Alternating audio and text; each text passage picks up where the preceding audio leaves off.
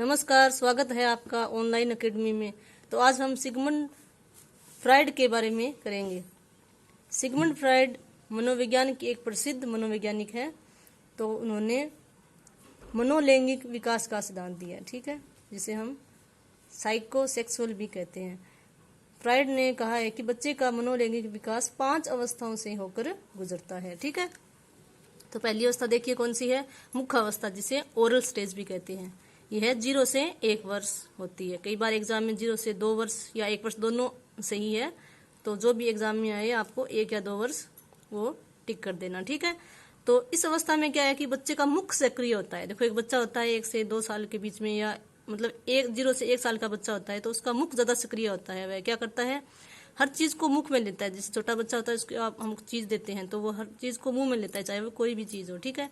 तो उसका मुख सक्रिय होता है और वह अंगूठा चूसता है और कई बार टशन भी करता है, यानी काट देता है कोई चीज को, ठीक है। तो इसमें क्या होता है, ईड हावी होती है छोटे बच्चे पे, ठीक है।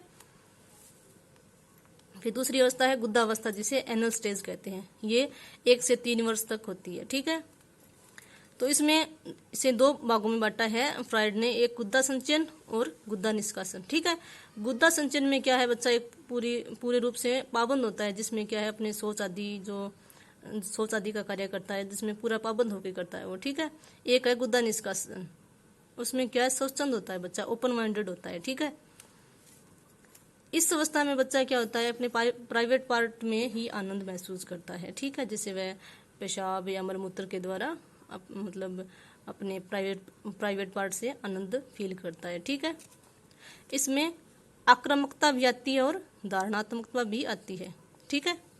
ये 2 पॉइंट आपको याद रखने हैं, आक्रामकता और धारणात्मकता, ठीक है। तीसरी स्टेज है लैंगिक अवस्था, जिसे फैलिक स्टेज भी कहते हैं। इसकी जो उम्र है 3 से 6 वर्ष होती है, ठीक है। इस अवस्था में क्या होता है कि जो लड़कियां होती है उनमें ओडिपस ग्रंथि होती है और लड़कों में जो ये लैंगिक अवस्था है, जिसे हम फेलिक स्टेज कहते हैं, ये 3 से 6 वर्ष होती है। ये तीसरी स्टेज है बच्चे की। तो इसमें क्या होती है, बच्चों में एक ओडिपस ग्रंथि होती है, एक इलेक्ट्रा ग्रंथि का विकास होता है। ओडिपस ग्रंथि जो बॉयज में होती है, और ये क्या होता है, अपनी मदर से अट्रैक्ट होता है। दूसरी है इलेक्ट्रा ग्रंथि, जो गर्ल्स में होती है, जो अपने फादर के प्रति अट्रैक्ट होती है। जैसे लड़का माँ से अट्रैक्ट और लड़की पिता से अट्रैक्ट होती है, ठीक है। चौथी अवस्था है अव्यक्तावस्था, यानी प्रस्तुति अवस्था, इसे लेटेंसी कहते हैं। ये 6 से 12 वर्ष के बीच में होती है, ठीक है। इसे हम सुप्तावस्था भी कहते हैं, यानी सोई हुई अवस्था। इसमें बच्चा स्कूल जाने लग जाता है और स्कूल जाने के कारण सेक्स की भावना जो है दब जाती है, ठीक है। इसे हम बाल्यावस्था का रूप ही मान सकते हैं। इसमें जिज्ञासा की प्रवृत्ति होती है, ठीक है। तो आगे देखिए, 5th अवस्था है, जिसे हम जनेंद्रिय अवस्था कहते हैं, यानी जेंटियल। ये क्या है, 13-14 से डेथ तक होती है, ठीक है। कई बार 12 से डेथ तक, 12 से होती है, कई बार 12, 13, 14, ये कौन सा भी आपके ऑप्शन में आ जाए तो ये आपको ध्यान रखना इस बात का, ठीक है। 12, 13, 14 से डेथ तक, ठीक है। ये लास्ट अवस्था है बच्चे की। इस अवस्था में बच्चे का लैंगिक विकास पूरा हो जाता है। इसमें विपरीत लिंग के प्रति ज्यादा अट्रैक्ट होता है और इसमें सभी जैव रासायनिक बदलाव आते हैं, ठीक है।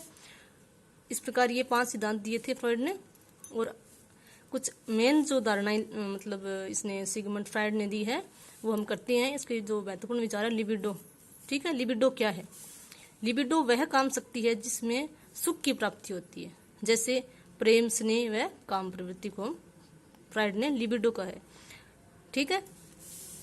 दूसरी है स्वमोह, यानी नर्सिसिज्म, ठीक है।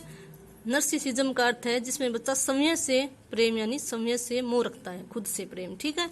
खुद से प्रेम यानी ये बच्चा क्या है, किशोरावस्था में देखिए सबसे अधिक हमें स्वमोह मिलता है, स्वमोह देखने को मिलता है। नर्सिज्म किशोरावस्था में सबसे अधिक होता है, ठीक है। इसमें बच्चा क्या होता है, घंटे तक मिरर के सामने खड़ा रहता है और अपने खुद को मतलब देखता रहता है, खुद में उसका बहुत ज्यादा मोह होता है, ठीक है।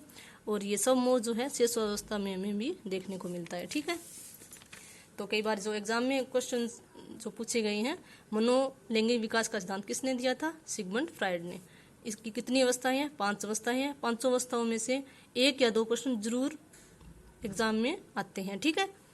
ये एनल अवस्था की अवधि कितनी है या ओरल अवस्था की अवधि कितनी है, ठीक है।